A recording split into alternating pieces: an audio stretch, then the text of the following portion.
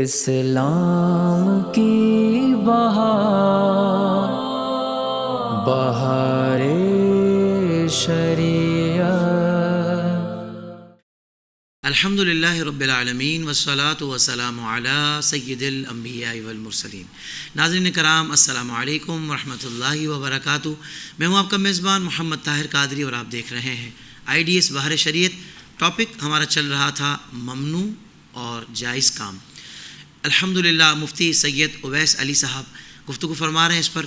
پہلے ایپیسوڈ میں آپ نے بڑی کمال گفتگو فرمائی ہے، کچھ اور سوالات بھی ہمارے پاس موجود ہیں، تو آئیے علامہ صاحب کی طرف بڑھتے ہیں۔ سب سے پہلے آپ کو السلام علیکم ورحمۃ اللہ وبرکاتہ۔ وعلیکم السلام ورحمۃ اللہ وبرکاتہ۔ قبلہ آپ کی آمد کا بہت شکریہ، جزاک اللہ خیرہ۔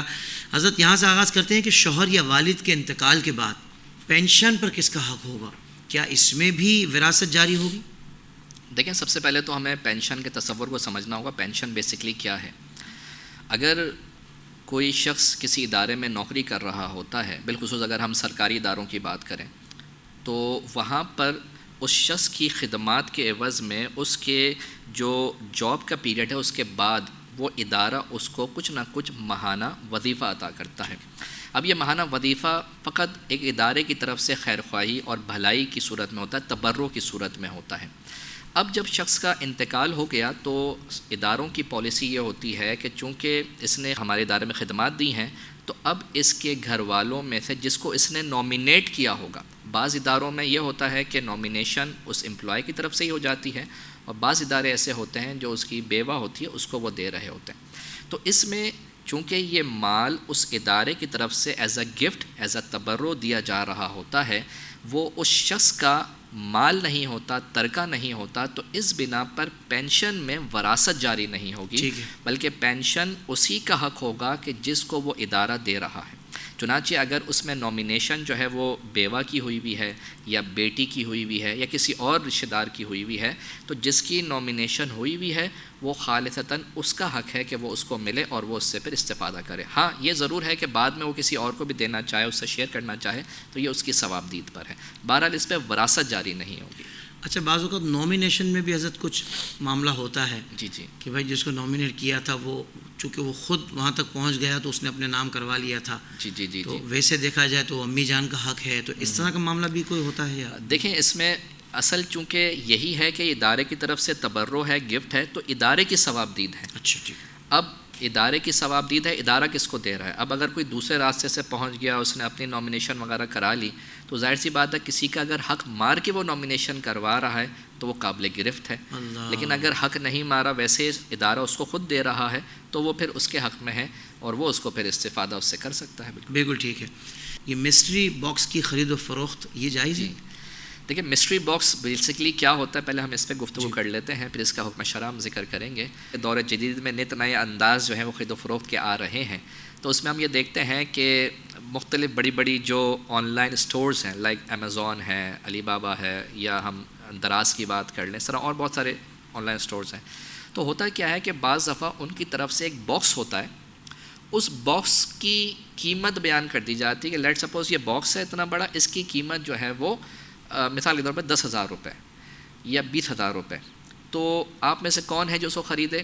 تو لوگ بولتے ہیں یار اس میں پتہ نہیں کیا ہے کیا نہیں ہے، کوئی چیز ایسی بھی ہو سکتی ہے الیکٹرانک آئٹم جو ہماری پسند کی ہو، ایسی چیز بھی ہو سکتی ہے جو ہمیں پسند نہ ہو، تو اس کی قیمت لگا دی جاتی ہے اور پھر لوگ اس کو خرید رہے ہوتے ہیں یہ جانے بغیر کہ اندر کیا ہے۔ بالکل ٹھیک۔ تو ایسی صورت میں چونکہ ایک مسٹری ہے، ایک انہونی چیز ہے، کہ ایک غیر یقینی چیز ہے کہ پتہ نہیں اندر کیا ہے، تو اس کو لوگ انجوائے بھی کرتے ہیں، ایکسپلور کرتے ہیں، دیکھو کیا ہے اس کے اندر۔ تو یاد رکھیے کہ اس طرح کی جو خرید و فروخت ہو رہی ہے اور اس میں لوگوں کو نہیں پتہ کہ وہ کیا خرید رہے ہیں، تو یہ جو غرر کی صورت ہے، ایک غیر یقینی صورت ہے، اس کے بارے میں نبی پاک صلی اللہ علیہ وسلم نے ارشاد فرمایا، مسلم کی روایت ہے کہ نہا رسول اللہ صلی اللہ علیہ وسلم عن بیع الغرر، کہ آقا کریم علیہ السلام نے غرر کی خرید و فروخت یعنی دھوکے کی خرید و فروخت سے منع فرمایا۔ یعنی ہر وہ چیز جس کے اندر انسان کو پتہ نہ ہو کہ وہ کیا ہے، دھوکہ ہے اس کے اندر، اس کو ہو سکتا ہے، تو اس سے منع کیا گیا۔ تو لہٰذا اگر مسٹری باکس ہے اور اس میں انسان کو نہیں پتہ کہ اندر کیا ہے اور پھر اس کو وہ خرید رہا ہے، تو اس کی اجازت نہیں۔ ہاں، یہ ضرور ہے کہ بعض دفعہ انسان کو تھوڑا سا آئیڈیا ہوتا ہے یار کہ اس کے اندر جو سارے الیکٹرانک آئٹمس ہیں اور سارے جو ہیں وہ ایئر فونس ہیں، اب یہ نہیں پتہ کہ ایئر فون کس کوالٹی کا ہے، یا اس کے اندر سارے موبائل فونس ہیں لیکن یہ نہیں پتہ کہ کس مطلب کتنے پیسوں کا موبائل فون ہے. تو اگر اتنی تھوڑی بہت جو ہے جہالت ہے، یعنی تھوڑی بہت جو ہے لا علمی ہے کہ جو بعد میں جھگڑے کا باعث نہ ہوتی ہو، تو ایسی صورت میں اس کو خریدا جا سکتا ہے، اس کو فروخت کیا جا سکتا ہے. لیکن اگر وہ جھگڑے کا باعث بنتی ہو کہ بھائی یہ میں نے آپ سے کیا مانگا تھا، کیا لیا اور آپ نے کیا دیا، جھگڑے کے سبب بنتا ہو، تو ایسی صورت میں اس کو پھر ہم ناجائز قرار دیں گے. بالکل ٹھیک ہے.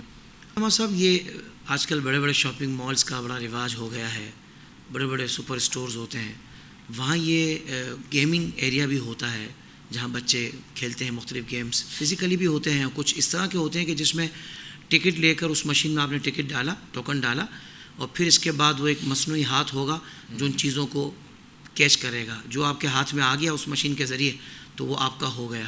اس طریقے سے جو مختلف وہ بنے ہوئے ہوتے ہیں، ٹوکن ڈال کر وہ کلک کریں گے تو جس نمبر پہ جا کے رکے گا، اچھے نمبرز پہ جا کے رکا تو آپ کو زیادہ ٹکٹس ملیں گے، وہ ٹکٹ سے پھر آپ چیزیں خرید سکتے ہیں. تو کیا اس کی شرعی طور پر کوئی اجازت ہے؟ دیکھیں بنیادی بات یہ ہے کہ چونکہ ہم تعلیمات دینیہ سے آگاہ نہیں ہوتے، شرعی احکام ہمیں معلوم نہیں ہوتے، تو ہم بس ایک ٹرینڈ میں موو کر رہے ہوتے ہیں جس کو ہمارے عرف میں بھیڑ چال کہا جاتا ہے. تو بس ہم دیکھتے ہیں کہ بھائی ایک گیمنگ ایریا بن گیا، ارینا بن گیا، وہاں پہ لوگ اس طرح کر رہے ہیں تو ہم بھی شروع ہو جاتے ہیں، قطع نظر اس کے یا یہ جانے بغیر کہ کیا شرعی طور پر یہ چیز جائز ہے بھی یا نہیں. جی.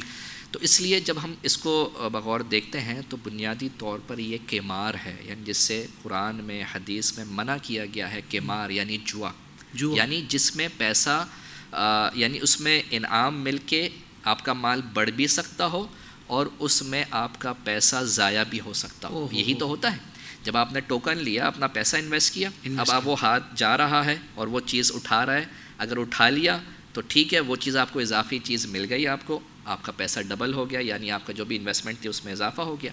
اور اگر اس پنجے کے اندر کوئی چیز نہیں آئی تو آپ کا پیسہ ڈوب گیا. ایسا ہی. تو اس طرح یہ قمار ہی کی یوں ہم سمجھیں کہ ایک ابتدائی صورت ہے. یعنی اگر بچے کو آپ نے اگر قمار کی طرف لے کے جانا ہے تو بس آپ اس طرح لے کے جائیں، اور ظاہر سی بات ہے اس کی قطعی طور پہ اجازت نہیں ہے. تو لہٰذا اس طرح کے جو یہ میلہ وغیرہ بھی لگتے ہیں بعض اداروں کے اندر، تو وہ یہ ہوتا ہے کہ بھائی ڈبے رہیں، اس کو آپ یوں ماریں، اگر 5 ڈبے گر جائیں گے تو آپ کو یہ انعام ملے گا. تو یاد رکھیے ساری قمار کی صورتیں ہیں جو ہمارے معاشرے میں رائج ہو گئی ہیں، اور اس سے بچنا ضروری ہے. علم شرع حاصل کر کے ان طریقوں سے اپنے آپ کو بچائیں اور اپنے بچوں کو بالخصوص بچائیں. اور بچوں کو اگر صاحبات مسئلہ نہیں پتہ ہوتا تو والدین گنہگار ہوں گے جو جان بوجھ کر اگر یہ کام کریں. جی بالکل، والدین گنہگار ہوں کیونکہ وہی تو اس کا باعث بن رہے ہیں، وہی تو ان کو لے کے جا رہے ہیں، وہی تو اس کا سبب بن رہے ہیں. تو لہٰذا اس میں جہاں بچوں کو سکھانے کی ضرورت ہے وہاں والدین کو بھی سیکھنے کی ضرورت ہے. بالکل ٹھیک ہے. حضرت کنونشنل بینک جو ہوتی ہے بینکس، ان سے تو ظاہر بات ہے کہ گاڑی وغیرہ کا ہم نے سنا ہے، کوئی اس طرح کی چیزیں لینا وہ تو اجازت نہیں ہے. اب لوگ بعض اوقات معاشرے میں یہ بات بھی ہوتی ہے کہ اسلامک بینک سے گاڑی وغیرہ لینا تو یہ جائز ہے؟ دیکھیں اسلامک بینکنگ کے حوالے سے میں یہاں پہ عرض کروں کہ ہمارے ہاں بعض علماء اس کے جواز کے قائل ہیں اور بعض علماء اس کے عدم جواز کے قائل ہیں، یعنی کچھ تحفظات اپنے رکھتے ہیں. تو اس میں جو علماء جواز کے قائل ہیں جیسے قبلہ مفتی اعظم پاکستان مفتی منیب الرحمان صاحب، جو خود ایک بینک کے اسلامک بینک کے جو ہے شرعی ایڈوائزر بھی ہیں، اور بھی ہمارے جید علماء موجود ہیں. تو اس بنا پر اگر ہم ان کے فتوے پر عمل کرتے ہوئے کسی بینک سے، اسلامک بینک سے گاڑی اگر ہم اجارے پہ لیتے ہیں اور اجارے کی جو صورتیں ہیں، جو شرائط ہیں وہ وہاں پہ پائی جا رہی ہیں جیسا کہ ان کے میمورنڈم کے اندر مذکور ہوتی ہیں، تو ان شرائط کو ہم دیکھ لیں، ہم اس کو ایک نظر جو عالم صاحب ہیں، مفتی صاحب ہیں، ان کو بھی دکھا لیں. اگرچہ وہ اپروو شریعہ اسکالر سے ہی ہوتی ہیں، لیکن آپ ایک کراس چیک کے لیے اگر دکھا لیں اور پھر اس کے بعد جو ہے اگر آپ اس سے استفادہ کرنا چاہیں، گاڑی اجارے پہ لینا چاہیں تو آپ بالکل لے سکتے ہیں، اس میں حرج نہیں ہے. اور بالفرض اگر آپ کو یہ لگتا ہے کہ بھائی یہ جو ہے وہ درست نہیں ہے تو اس میں آپ قابل گرفت نہیں ہوں گے، کیونکہ آپ کی ذمہ داری تھی فَاسْأَلُوا أَهْلَ الذِّكْرِ إِن كُنتُمْ لَا تَعْلَمُونَ، کہ علم والوں سے پوچھو اگر تمہیں علم نہیں. تو علم والوں سے آپ نے پوچھا، علماء سے آپ نے پوچھا، علماء نے اجازت دی تو آپ نے اس سے استفادہ کیا.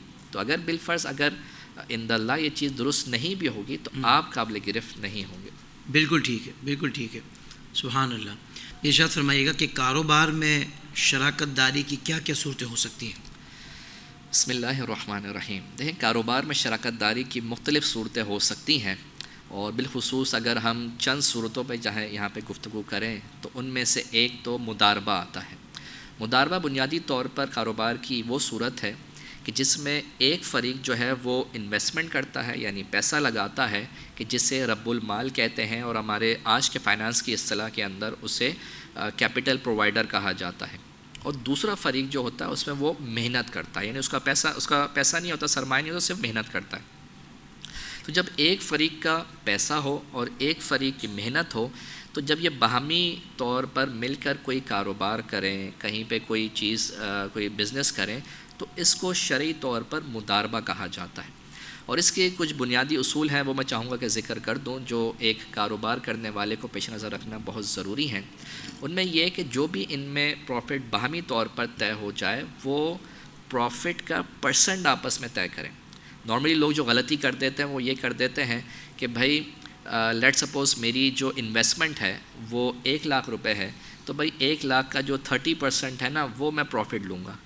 اب یاد رکھیے، اگر آپ نے انویسٹمنٹ کا پرسنٹ اگر طے کر دیا، فکس کر دیا، یعنی ایونچولی آپ کا جو پروفٹ ہے وہ فکس ہو گیا، تو پھر یہ سود بن جاتا ہے، یہ مداربہ فاسد ہو جاتا ہے. بالکل ٹھیک. اسی طرح اگر نقصان ہو گیا تو پھر کون برداشت کرے گا؟ تو نقصان اگر ہو گیا تو ابتدائی طور پر اس کو پروفٹ سے جو ہے مینیج کرنے کی کوشش کی جائے گی، اور اگر بالفرض وہ نقصان پروفٹ کو کراس کر جاتا ہے تو پھر جس کا سرمایہ ہوگا وہ اس کو برداشت کرے گا. اچھا. یہ نہیں ہو سکتا کہ بھائی وہ کہے کہ بھائی تم جو کام کر رہے ہو تو وہ تم بھی برداشت کرو. نہیں، ایسا نہیں ہوگا. یہ الگ بات ہے کہ جو کام کرنے والا ہے وہ اپنے کام میں امین ہے، اگر وہ اس میں دغا بازی کرے گا، خیانت کرے گا، تو وہ پھر ظاہر سی بات ہے اس کے حوالے سے وہ لائبل ہوگا. لیکن اگر ایسا نہیں، اس نے دیانتداری سے کام کیا، بعد میں نقصان ہو گیا، تو وہ اس کو پورا کرنے کا مجاز نہیں ہے. اسی طرح ایک صورت جو ہے وہ مشارکہ کی ہوتی ہے، اور نارملی ہم جب دارالفتہ میں بیٹھتے ہیں تو وہاں پہ نارملی اسی طرح کے سوالات آتے ہیں. وہ کیا ہوتے ہیں؟ ہوتا یہ ہے کہ بعض دفعہ ایک بندہ پیسہ بھی لگاتا ہے، اس کے جو ہے وہ کام بھی وہ کرتا ہے، اور دوسرا بندہ بعض دفعہ صرف پیسہ لگاتا ہے یا بعض دفعہ پیسے کے ساتھ ساتھ کام بھی کر رہا ہوتا ہے. تو اس کو جو ہے وہ جدید فقہ کے اندر مشارکہ کا نام دیا جاتا ہے. صحیح. اب اس میں اگر ایسا ہے کہ ایک بندہ پیسہ لگا رہا ہے اور کام بھی کر رہا ہے، دوسرا صرف جو ہے وہ صرف پیسہ لگا رہا ہے، تو اس میں نفع کی جو تعیین ہوگی وہ اس طرح کر سکتے ہیں کہ جو بھی پروفٹ ہو، اس پروفٹ کا اپنے لگائے ہوئے سرمائے کی فیصد تک وہ نفع لے سکتا ہے. جو شخص سے پیسہ لگا رہا ہے، لیٹ سپوز اس کی انویسٹمنٹ جو ہے وہ 30% ہے، اور جو بندہ کام کر رہا ہے اس کی انویسٹمنٹ 70% ہے، تو یہ شخص جو صرف پیسہ لگا رہا ہے یہ میکسیمم جو پروفٹ لے سکتا ہے وہ 30% تک لے سکتا ہے. اور بالفرض اس میں اگر نقصان ہوتا ہے تو وہی بات کہ پہلے پروفٹ سے اس کو ایڈجسٹ کریں گے، اگر وہ نہیں ہوتا تو پھر جس کا جتنا سرمایہ ہے وہ شخص اپنے اپنے سرمایہ کی حد تک نقصان برداشت کرے گا. تو یہ بنیادی طور پر کاروبار کی دو صورتیں ہیں جو نارملی ایگزسٹ کرتی ہیں. اس کے علاوہ بھی صورتیں ہیں، لیکن تنگی وقت کی بنا پر ہم نے صرف یہ دو ابھی ذکر کی. صاحب یہ شاید فرمائیے گا کہ بعض کاسمیٹکس جو بالخصوص بیرون ملک سے درآمد ہوتی ہیں اور ان میں جانوروں کے اجزاء، کیڑوں کے اجزاء شامل ہوتے ہیں، تو کیا وہ استعمال کی جا سکتی ہیں؟ یہ بڑا امپورٹنٹ کوشچن آپ نے آج کے دور کے اعتبار سے کیا. اس کو اگر ہم دیکھتے ہیں تو معلوم یہ ہوتا ہے کہ کاسمیٹکس، خواتین اور کاسمیٹکس لازم و ملزوم والا معاملہ ہے. اب اس میں بالخصوص خواتین کا یہ رجحان ہوتا ہے کہ برانڈڈ چیزیں اور پرٹیکولرلی امپورٹڈ چیزیں جو ہیں وہ استعمال کریں. لیکن امپورٹڈ میں مسئلہ یہ آ جاتا ہے کہ وہ چیزیں استعمال ہونے لگ جاتی ہیں کہ جس میں بعض اوقات کیڑوں سے حاصل شدہ عنصر جو ہے وہ شامل ہوتا ہے. تو اس میں ہم دیکھتے ہیں کہ اگر کیڑے سے حاصل ہونے والا اس میں کوئی ایلیمنٹ ہے تو یاد رکھیے کیڑا اگر جو نا حشرات الارض، یہ فقہی اعتبار سے حرام تو ہے، لیکن یہ چونکہ اس کے اندر بہتا خون نہیں ہوتا تو یہ ناپاک نہیں ہے. ٹھیک ہے. اسی وجہ سے ہمارے فقہ حناف، فقہ شوافع اور فقہ حنابلہ، ان تینوں کے ہاں یہ بات ہے کہ یہ حرام تو ہے لیکن اس کو آپ ناپاک نہیں قرار دیتے. تو نتیجتاً یہ کہ ایسے کاسمیٹکس کہ جو خارجی طور پر استعمال ہو رہے ہیں، ایکسٹرنل یوز پہ آ رہے ہیں، اسکن کیئر پروڈکٹس آپ کہہ لیں اس میں، تو اگر ان میں کیڑوں کے عناصر ہیں، جیسے بعض دفعہ لپسٹک آتی ہیں اس کے اندر ایک کوکینل نام کا کیڑا ہے جس کو کرش کر کے اس کا ریڈ رنگ جو ہے نکالا جاتا ہے اور وہ لپسٹکس کے اندر استعمال ہوتا ہے، خواتین اس کو پھر استعمال کرتی ہیں. تو اس میں مسئلہ یہ آتا ہے کہ جب وہ استعمال کریں گی تو لا محالہ چانسز ہوں گے کہ وہ اندر چلا جائے، تو اس لیے اس سے منع کیا جائے گا. لیکن اگر کوئی ایسی پروڈکٹ ہے کہ جس کے اندر کیڑے یا حشرات الارض کا کوئی عنصر موجود ہے اور وہ خارجی طور پر استعمال پہ لگایا جا رہا ہے تو اس کے لگانے کی اجازت ہے. لیکن بہرحال ہم ترغیب نہیں دے رہے، لیکن بہرحال اگر اس کو لگایا تو وہ ناپاک شمار نہیں ہوگا. ٹھیک ہے. ہاں اگر اس کے اندر کسی جانور کا کوئی ایلیمنٹ شامل ہے تو جانور ظاہر سی بات ہے باہر ذبح ہو رہا ہے، مردار ہوا، مردار کے حاصل ہونے والے اجزاء جو ہے وہ پھر اس میں پاکی ناپاکی کا معاملہ آئے گا تو اس سے پھر اجتناب ہوگا. لیکن اگر کوئی کیڑا ہے اور اس کو اگر اس سے کوئی حاصل ہونے والی کوئی کاسمیٹک ہے جو بنی ہوئی ہے اور اس کو اگر استعمال کیا جا رہا ہے ایکسٹرنل یوزز کے لیے تو وہ جائز ہے، اس کو استعمال کر سکتے ہیں. بالکل ٹھیک ہے. حضرت یہ دکان کے حوالے سے ایک مسئلہ تھا کہ اپنی دکان کا اگلا حصہ کرائے پر دے دیا جاتا ہے. دو صورتیں ہوتی ہیں، ایک تو یہ ہے کہ اس دکان کے آپ مالک ہیں اور آپ نے اگلا حصہ دے دیا کرائے پر، اس کا بھی حکم ارشاد فرما دیجیے گا. اور آپ خود کرایہ دار ہیں اور کرایہ زیادہ آپ کو لگ رہا ہے تو آپ نے اگلا حصہ چاہے مالک کی اجازت سے یا بغیر اجازت کے آپ نے کرائے پر دیا ہے، تو اس کی کیا صورت ہے؟ دیکھیں سب سے پہلے تو ہمیں یہ جاننا ضروری ہے کہ جو حصہ آپ کرائے کے طور پہ دے رہے ہیں وہ حصہ آپ کی حدود میں شامل ہے یا نہیں ہے. ٹھیک ہے. یعنی جو چیز لیٹ سپوز میں نے ایک دکان خریدی ہے تو دکان کی بھی باؤنڈریز ہوتی ہیں نا کہ یہاں سے لے کے یہاں تک دکان کی حد ہے اور اس حد کے اندر میں اس کا مالک ہوں، میں اس کے آگے کا مالک نہیں ہوں. صحیح. اس جیسے بہت ساری دکانیں ہوتی ہیں اس میں آگے پتھارے جو ہیں وہ کرائے پہ لوگوں نے دیے ہوئے ہوتے ہیں. تو اب چونکہ آگے کی جو چیز ہے وہ میری ملکیت میں شامل نہیں اگر میں دکان کا مالک ہوں، یا اگر میں کرایہ دار ہوں تو وہ چیز میرے استفادے میں شامل نہیں، یعنی جو چیز میں نے کرائے پہ لی ہے اس میں وہ چیز شامل نہیں ہے. تو لہٰذا اس آگے جو روڈ کا حصہ ہے جو حقوق مرور جس سے وابستہ ہیں، لوگوں کے گزرنے کے حصے جو ہے وہاں پہ راستے ہیں، اور وہاں پہ اگر کوئی چیز، کوئی اسٹال یا کوئی اس طرح کا ڈھابا وغیرہ میں دے رہا ہوں اور اسے کرایہ لے رہا ہوں تو یاد رکھیے کہ یہ جائز نہیں ہے. ہاں اگر کوئی ایسی چیز ہے جو میری اپنی باؤنڈری کے اندر ہے، میری اپنی حدود میں ہے، اس کا اگلا حصہ میں کرائے پہ دے رہا ہوں تو اب اس میں دو باتیں ہیں کہ وہ چیز میری ملکیت میں ہے یا میں خود کرائے پہ ہوں. تو اگر میری ملکیت میں ہے تو بالکل میں کرائے پہ آگے کا حصہ دے سکتا ہوں، اس سے کوئی حرج نہیں. اب اگر وہ میری ملکیت میں نہیں، میں آلریڈی خود کرایہ دار ہوں اور میں پھر آگے فردر اس کو کرائے پہ دے رہا ہوں تو اس میں معاملہ یہ ہے کہ اگر دکاندار ہے یعنی مالک ہے اس نے منع نہیں کیا اور آپ اس میں کچھ اضافہ کر کے اس کو آگے مزید کچھ دے رہے ہیں تو اس کی اجازت ہے، ورنہ اس کو اسی قیمت میں یا اسی کرائے پہ ہی دے سکتے ہیں جتنے میں آپ نے کرائے پہ لیا تھا. لیکن پرووائڈڈ دیٹ کہ جو مالک دکان ہے اس کی اجازت ہو. صحیح. یعنی اس جگہ کے حساب سے جو کرائے کا ریشو بنتا ہے اس سے زیادہ پہ نہیں دے سکتے بغیر کسی تبدیلی کے. اگر کچھ آپ نے اس میں کام کروا کے دیا تو پھر زیادہ کرایہ وصول کر سکتے ہیں. جی بالکل ٹھیک ہے. بہت شکریہ مفتی صاحب، آپ نے وقت عطا فرمایا اور ماشاءاللہ بہت شاندار پروگرام ہو گیا. مزید سوالات انشاءاللہ ہم اگلے پروگرام میں شامل کریں گے. ناظرین کرام یہاں ہمارا وقت مکمل ہوا. اگلے پروگرام تک کے لیے اجازت. السلام علیکم ورحمۃ اللہ وبرکاتہ.